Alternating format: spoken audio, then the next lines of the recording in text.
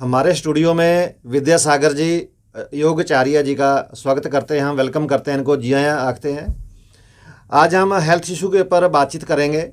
जैसे कि आपको पता है हेल्थ के बहुत सारे इश्यूज हैं, जैसे कि थेरेपी आ गई है, नई नई तकनीक आ गई है, फिर भी लोगों की जो है वो हेल्थ लगातार बिगड़ती जा रही है। इसके ऊपर हम आचार्य जी से बात करेंगे कि विद्यासागर जी हमें बताएंगे इसका क्या सोल्यूशन है, ये कैसे हो रहा है। हाँ जी विद्यासागर सर, मेन जो हेल्थ अगर हम रूट में जाके देखें ना तो हेल्थ के ऊपर मेन जो है हमारी वो ब्रीदिंग के साथ जुड़ी हुई है, हमारी माइंड के साथ जुड़ी हुई है। तो बहुत सारी थेरेपीज आने के बावजूद भी बहुत सारी इसके ऊपर सर्चेज भी हुई है, बहुत सारे डॉक्टर्स ने भी बहुत सारी नई नई मेडिसिन इन्वेंट की है। बट जब तक हम अपने माइंड के ऊपर, अपनी ब्रीदिंग के ऊपर वर्क नहीं करेंगे तब तक हम उसको ठीक नहीं कर सकते। बिकॉज जो बीमारियां हैं ना वो बाहर से नहीं आती, वो आपके मन से ही आती है। पहले वो धीरे धीरे आपके मन के अंदर कुछ भी आप बहुत लंबे टाइम तक स्ट्रेस में रहते हो, एंजाइटी में रहते हो, तो उससे फिर वो धीरे धीरे आपकी बॉडी के अंदर एक साइकिक नॉट्स बनती है, गांठें जिसको हम बोल सकते हैं, और वो एनर्जी लेवल पे बनती है, प्राणिक लेवल पे बनती है। ओके ठीक है। फिर वहाँ पे कहीं ना कहीं हमारा ब्लड सर्कुलेशन है वो ब्लॉक होता है, हमारे हॉर्मोन्स ब्लॉक होते हैं, फिर वहाँ से वो बीमारी उत्पन्न होती है। अच्छा, जो अभी आपने बताया, ये अगर मैं आयु वर्ग की उसके ऊपर मैं बात करूं तो ये ज़्यादातर ओल्ड एज में होता है या यंगस्ट में होता है या किसी भी एज में ये जो ये हो सकती हैं ये? सर देखो, हम जो ओल्ड एज में धीरे धीरे जैसे जैसे एज बढ़ती है ना, बंदा अपने साथ बहुत सारी चीज़ें कैरी करने लग जाता है। अब आप देखोगे हमारे जो बुजुर्ग है वो उनका एक मोह जो होता है ना, अटैचमेंट, वो ज़्यादा होता है बिल्कुल। चीज़ों के साथ भी, बच्चों के साथ भी। तो वैसे वो थॉट्स भी कैरी करते हैं। ओके। और वो जितने ज़्यादा थॉट्स कैरी करेंगे बंदा उतना ज़्यादा हैवी रहेगा, ब्लॉकेज रहेंगे बॉडी के अंदर, और वो बीमारियाँ। अब बच्चे हैं वो कैरी नहीं करते चीज़ों को, वो माइंड में होती है उसी टाइम निकाल देते हैं। बिल्कुल बिल्कुल। ठीक है, हम देखते हैं वो किसी के साथ राग द्वेष इन चीज़ों में नहीं पड़ते, तो वो एक फ्रेश रहते हैं। तो ये चीज़ें डिपेंड करती है आपके माइंड के ऊपर भी, आप कैरी करते हो ज़्यादा या फिर एक बच्चे की तरह आप रहते हो। बुजुर्ग भी कुछ लोग होते हैं बच्चे की तरह रहते हैं, फ्रेश रहते हैं। बिल्कुल। तो ये चीज़ तो डिपेंड करती है आपके नेचर के ऊपर। नेचर के ऊपर करती है। अच्छा, श्वास प्रश्वास लेने से जो है वो उसका हेल्थ के ऊपर क्या असर पड़ता है, इसका बहुत क्या गहरा है? संबंध है, क्योंकि श्वास जो है ना वो आपके माइंड से रिलेटेड है। अगर आपका माइंड स्वस्थ है, आप अच्छा सोचते हो, आपकी थिंकिंग अच्छी है, तो आपकी ब्रीदिंग ठीक रहेगी। अगर आपकी ब्रीदिंग ठीक रहेगी, क्योंकि कोई भी बीमारी होती है वो पहले मन के ऊपर आती है, फिर मन से उसका प्रभाव आपकी ब्रीदिंग के ऊपर पड़ता है।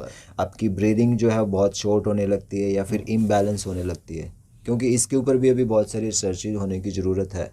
भी आपकी ब्रीदिंग हर क्षण जो है वो आपकी ब्रीदिंग चेंज होती रहती है। अगर मान लीजिए आपका बीपी बहुत हाई रहता है तो उस टाइम आपकी ब्रीदिंग अलग पैटर्न में चलती है। लो होता है जब बीपी, उस टाइम अलग पैटर्न में आपकी ब्रीदिंग होती है। जब आप खुश होते हो उस टाइम ब्रीदिंग अलग होती है। जब बीमार होते हो उस टाइम ब्रीदिंग अलग तरह की होती है। तो जैसे ब्रीदिंग खराब होएगी वैसे आपकी बॉडी खराब होना स्टार्ट हो जाती है। पहले माइंड, फिर आपकी ब्रीदिंग, फिर आपकी बॉडी के ऊपर वो कुछ भी बीमारियां जो है वो आपको दिखने लग जाती है भी, और वो फिर धीरे धीरे डायग्नोज होने लग जाती है। तो ये एक प्रोसीजर है माइंड टू बॉडी, जिसको हम साइकोसोमैटिक डिजीज भी बोल सकते हैं। अच्छा, इसका बीपी का कितना असर पड़ता है इसका पर? हाइपर हो जाते हैं लड़के या बीपी कम रहता है, इसका बॉडी के ऊपर या हेल्थ इसका क्या है इसका? सर बीपी जब आपका बढ़ेगा तो पहले आपकी, वही मैंने जैसे बताया, आपकी ब्रीदिंग के ऊपर इफेक्ट पड़ेगा, आपकी सांस बहुत तेज चलने लग जाएगी, आपका चेहरा लाल हो जाएगा, हार्ट बीट बढ़ जाएगी, आपका बॉडी के अंदर ब्लड सर्कुलेशन बढ़ जाएगा, आपके हार्ट के ऊपर प्रेशर पड़ेगा। तो ये सारी चीज़ें फिर क्या आपके वहाँ पे फिर आपके हार्मोन्स के ऊपर प्रेशर पड़ेगा, हार्मोन्स आपके इम्बैलेंस होने लग जाएंगे, तो वो धीरे धीरे आपकी बॉडी के ऊपर इसका इफेक्ट दिखता है। तो अगर आप ब्रीदिंग को शांत करना स्टार्ट करते हो जब आपका बीपी हाई होता है, आप ब्रीदिंग को थोड़ा स्लो डाउन करते हो, योग के अंदर बहुत सारे प्राणायाम जैसे हैं, तो अगर आप प्राणायाम करते हो तो उससे फिर आप अपनी ब्रीदिंग से अपने बीपी को मैनेज कर सकते हो। अच्छा, एक और हमने देखा है कि ये जो जितनी भी बीमारियों की जड़ है, एक तो लोग अपनी सेहत के ऊपर बिल्कुल ध्यान नहीं दे रहे आजकल में, मैंने देखा है खान पीन पे कोई ध्यान नहीं है। ठीक है। दूसरा जो हमने देखा है, जो तनाव है, कहीं ना कहीं वो भी इसके लिए जिम्मेवार हैं, हम हैं या तनाव है? तनाव क्यों आता है, क्या है?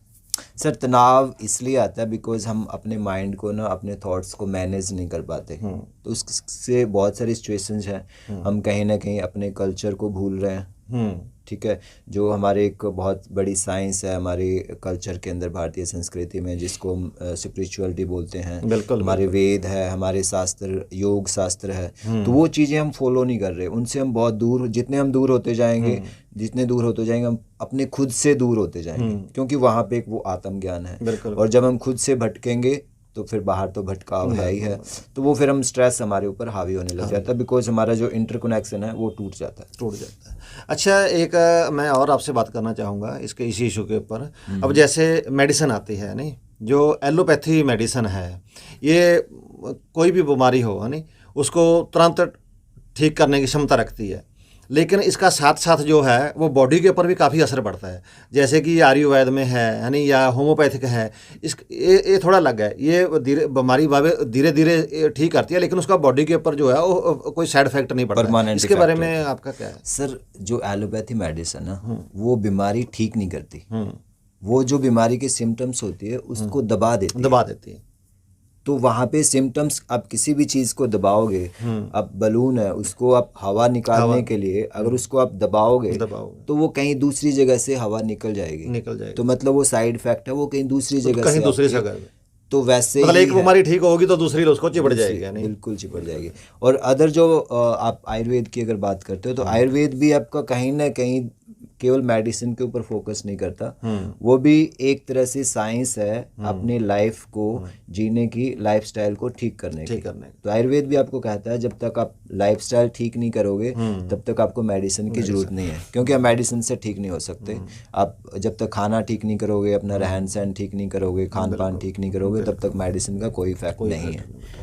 तो ये आयुर्वेद की थ्योरी है। आयुर्वेद कहता है खाना अगर ठीक कर लोगे तो मेडिसिन की जरूरत नहीं पड़ेगी, और खाना नहीं ठीक करोगे तो भी मेडिसिन की जरूरत नहीं है, क्योंकि आप ऐसे ठीक होने वाले नहीं हो। अच्छा, पिछले जो है तो हम 2 साल से देख रहे हैं, कोरोना आया है नहीं, अभी तीसरी लहर है, लेकिन चलो वो दब गई है, नहीं उठने दी ऊपर। लोगों की भी अवेयरनेस थी इसमें, और सरकारों ने भी जो है हमारे देश की, चाहे स्टेट की हों, उन्होंने भी काफ़ी अच्छा काम किया इस इशू के ऊपर।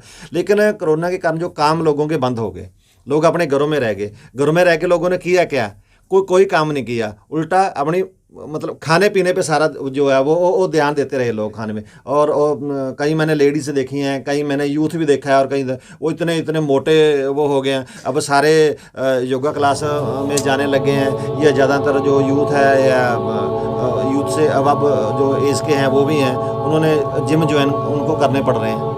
क्या ये मतलब जिम ज्वाइन करते रहे वो, या योगा क्लास से लगाते रहे, क्या मतलब और भी इसका कोई हल है? इसमें योगा जिम का वो बात नहीं है भी आप जिम ज्वाइन करो या योगा ज्वाइन करो। ये एक कोविड का पैंडेमिक सिचुएशन क्रिएट हुई है, ये कहीं ना कहीं जो नेचर है उसकी हमें एक वार्निंग है भी आप जाग जाओ। आप जिस रास्ते पे जा रहे हो, आप जिस तरह से नेचर को पोल्यूटेड करते जा रहे हो, ठीक है, जहाँ जैसे गंदगी आप फैलाते जा रहे हो, बिल्कुल वो अभी भी आप जाग जाओ, संभल जाओ, अदरवाइज इससे बड़ी बड़ी आपदाएं भी आपके ऊपर आ सकती है। तो वो एक अवेयरनेस है। अब जैसे हमने देखा था जब फर्स्ट लॉकडाउन हुआ था, उसमें नेचर ने अपने आप को कितना हील किया था, कितनी प्योर हो गई थी। आप ऊपर देखते थे बादल में बिल्कुल नीला आसमान, बिल्कुल हाँ, बिल्कुल साफ क्लियर दिखता था सब कुछ। तो वो चीज कहीं ना कहीं हमारी एक वार्निंग थी भी आप संभल जाओ। अभी हमारी एयर पोल्यूशन कितना बढ़ गया। ठीक है, हाँ, मैं इसी के ऊपर आना था आपके ऊपर। जो जैसे अभी आपने पोल्यूशन के बारे में बात की है, हमारे देश में क्या, हमारे स्टेट में, मैं जहाँ पे आज हम IT सिटी मोहाली में बैठे हैं, और पंजाब की जो राजधानी है उसकी बिल्कुल गोद में बसता है मोहाली, लेकिन यहाँ के जो आसपास का जो एरिया है उस पर इंडस्ट्री इतनी लग गई है और पोल्यूशन इतना हो रहा है, जो प्रदूषित हवा है वो कितना प्रभावित कर रही है मनुष्य को, शरीर को, जो हेल्थ है हमारी। सर, मेन जो फर्स्ट रिक्वायरमेंट बॉडी की क्या है? आपकी श्वास। ठीक है, आप खाने के बिना 1 घंटे 2 घंटे 2 दिन 3 दिन गुजारा कर सकते हो, बट मैं आपको कहूँ आप श्वास रोक दो अभी, थोड़ी देर में लेना। नहीं कर पाओगे थोड़ा मिनट घंटे के लिए तो कुछ हो सकता है। तो ये श्वास जो है ये हर पल आपको चाहिए, ये आपकी फर्स्ट डाइट है बिल्कुल। और अगर ये फर्स्ट डाइट आपकी पोल्यूटेड हो जाएगी, उसके अंदर आप टॉक्सिक एयर अंदर खींच रहे हो, ठीक है, बिल्कुल, तो आप बॉडी के अंदर टॉक्सिक इनहेल कर रहे हो हर क्षण, और तो फिर कैसे संभव हो सकता है? आप कैसे स्वस्थ देख सकते हो? इसीलिए पैंडेमिक सिचुएशन के अंदर कहीं ना कहीं हमें ये एक सिग्नल दे रही थी भी आप एयर पोल्यूशन जो है वो इतना बढ़ रहा है, अगर इसको कम नहीं करोगे तो सबसे ज़्यादा कोविड का इफेक्ट लंग्स के ऊपर भी पड़ रहा था, इसके ऊपर ही पड़ता है। लंग्स का ऊपर पड़ रहा था, हमारी ब्रीदिंग के ऊपर पड़ रहा था। बिल्कुल। तो कहीं ना कहीं वो वार्निंग है। अच्छा, जो मास्क सरकार ने किया या हेल्थ डिपार्टमेंट ने किया, क्या उससे कोई फर्क पड़ता है? जैसे प्रदूषित हवा उसको रोकने के लिए, या अन्य से कोई बीमारी ना हमें कोई लग जाए, जैसे सांस से एक दूसरे से को बीमारी लगती है, मतलब सांस मिलता है, या नेड़े से हो गया हम बात करते हैं, कोई उसका कोई हल है? सर मास्क अगर बहुत ज़्यादा आप क्राउडेड एरिया में हो तो आपको पहनना चाहिए, बट अगर आप अकेले कहीं जा रहे हो ठीक है, तो उस टाइम आपको मास्क नहीं पहनना चाहिए, बिकॉज उससे आप जो ऑक्सीजन आपको प्रॉपर जानी चाहिए खुद वो की भी नहीं मिल रही, रही, वो भी नहीं मिल रही, ठीक है। बट आप बहुत ज़्यादा क्राउडेड एरिया में हो फिर आपको मास्क पहन लेना चाहिए, क्योंकि अलग अलग वैसे तो मास्क पहले भी जैसे हॉस्पिटल्स में यूज़ करते थे, बिल्कुल वहाँ पे जहाँ पे बहुत सारे बिकॉज इन्फेक्शन हो सकते हैं, तो इसमें वो एक बचाने के लिए अपने आप को ले सकते हो। बट मैं नहीं समझता भी मास्क ही इसका एक इलाज है, ठीक है। इसका इलाज है जब तक हम एयर को ठीक नहीं करेंगे, उसके लिए हमारे गवर्नमेंट आगे नहीं आएगी। वहाँ पे अभी गवर्नमेंट के बजट बनते हैं तो बट उसके लिए कितना वो बजट एयर पोल्यूशन उसके लिए निकालते हैं, एयर प्योरिफिकेशन के लिए, तो ये चीज़ें नहीं होएगी। और ये हमें अपने लेवल पे भी काम करना पड़ेगा। जो भी हमारा मेन प्रोजेक्ट है ब्रीथ गुड का, तो उसमें हम मेन कहीं ना कहीं ये हम इंट्रोड्यूस कर रहे हैं लोगों को, गवर्नमेंट के ऊपर हम भरोसा ना करें, ठीक है, मतलब निर्भर ना रहे, सारा कुछ गवर्नमेंट के ऊपर, डिपार्टमेंटों के ऊपर निर्भर ना रहे, खुद भी कुछ ना कुछ खुद भी करना पड़ेगा। तो खुद करने के लिए जैसे अभी आप घर के अंदर हो, आप इस रूम के अंदर हो, बिल्कुल ठीक है, यहाँ पे एयर पोल्यूशन सबसे ज़्यादा है, बाहर से भी ज़्यादा है, बट हम सोचते हैं हमने एसी लगाया हुआ है, हम घर के कमरा बंद है, तो फिर यहाँ पे प्योर एयर है, यहाँ पे सबसे ज़्यादा पोल्यूशन है, क्योंकि बाहर तो वो एक्सचेंज हो रहा है, खिल रहा है, वहाँ पे ट्रीज है और वो वहाँ पे एयर को एक्सचेंज कर रहे हैं, अंदर नहीं है वो, अंदर नहीं है। तो अंदर कहीं ना कहीं जब तक आप इंडोर प्लांट्स नहीं रखोगे, अब अभी जैसे नासा की बहुत सारी रिसर्चेज आई है इसके ऊपर, जो नासा जैसी एक एजेंसी बोल रही है भाई आपको इनर जो पोल्यूशन है वो ज़्यादा है, तो उसके लिए उन्होंने प्लांट्स कुछ 12 प्लांट्स उन्होंने बताए हैं जो ऑक्सीजन सबसे ज़्यादा देते हैं। इंडोर प्लांट्स है वो, तो आप अंदर उनको रख भी सकते हो। ऑक्सीजन सबसे ज़्यादा देते हैं और अंदर की जो एक टॉक्सिक एयर है उसकी एब्जॉर्प्शन वो करते हैं। तो ये प्लांट्स के ऊपर अगर हम जैसे हम आपका भी ऑफिस होगा, बहुत सारे हम अपने अपने ऑफिस में काम करते हैं, वहाँ पे हम कितने लोग प्लांट्स रखते हैं? कोई नहीं रखता। तो वो प्लांट्स कम से कम वो 12 या 10 प्लांट्स हम अगर अपने ऑफिस में रखते हैं तो उससे हम आप पूरे दिन वहाँ पे रहना है। आचार्य जी, एक हमें आप अभी ट्री के बारे में बता रहे थे, आप रुख के बारे में आप हमें बता रहे थे, ये बताइए कि जो लोग रखते भी हैं, प्लांट्स वगैरह रखते भी हैं, वो रखते हैं फैंसी रखते हैं, कोई प्लास्टिक का हो गया या कोई है नहीं फाइबर्स का कोई हो गया, और जो नेचुरल ट्रीज हैं वो रखने चाहिए, या जो फैब्रिकेटर है वो रखने चाहिए, या जो फैंसी वाले आर्टिफिशियल प्लांट्स जो है उनका कोई फायदा नहीं है, वो तो वैसे शो के लिए होते हैं, शो के लिए वो तो उल्टा प्लास्टिक है वो, तो उल्टा और आपको मतलब नुकसानदेह। बट कुछ हमें जैसे नॉलेज नहीं होती भी कौन सा इंडोर प्लांट हमें अंदर यूज करना चाहिए जिसकी ऑक्सीजन ज़्यादा जनरेट करता हो, बट कुछ ऐसे प्लांट्स हैं जो ऑक्सीजन सबसे ज़्यादा जनरेट करते हैं, वो अगर हम घर में यूज़ करते हैं तो हमारे लिए और ज़्यादा बेनिफिशियल। अच्छा, इनमें जब ये आपने बताया जो ऑक्सीजन सबसे ज़्यादा देते हैं हमें मनुष्य को देते हैं, उनमें कौन से पौधे ऐसे हैं जो हमें ऑक्सीजन देते हैं घर के अंदर भी अगर हम रखते हैं? उसमें जैसे स्पाइडर प्लांट हो गया, ठीक है, और एलोवेरा हो गया, उसमें पीस लिली हो गया, तो ऐसे 12 प्लांट्स है। अभी इनकी ऊंचाई वो कितनी रहती है? अगर मान लो किसी ने अपने घर में किसी गमले में उसमें रख लिया, बड़े गमले में रख लिया, वो बढ़ता गया ऊपर? नहीं सर, वो उनकी हाइट नहीं बढ़ेगी।